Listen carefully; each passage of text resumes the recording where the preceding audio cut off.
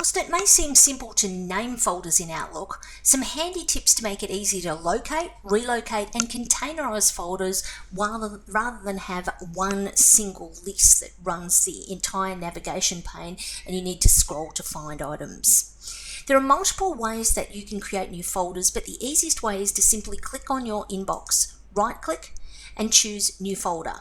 From here you can give your folder a name. So I might call this Proposals. Type in whatever you want to call it, press enter. The folder is now created and it's created automatically in alphabetical order. Now you can change the sequence of these by renaming your folders. You can rename your folder at any time by right clicking on a folder and choosing the rename option.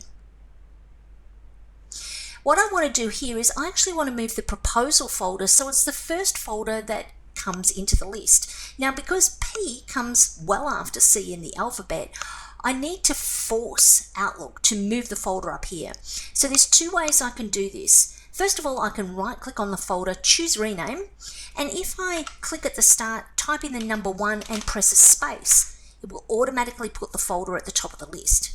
Now if you don't want a number, because numbers come before letters when Outlook is sorting alphabetically, I can rename it, and instead of the number 1 I could also put in a full stop at the start, and that also forces it to come to the top of the list.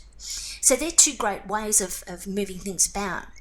Now let's say I wanted to create or put this folder proposals inside clients. If I put my mouse pointer on proposals, drag it down and drop it on clients, it says, are you sure? I'm going to say yes.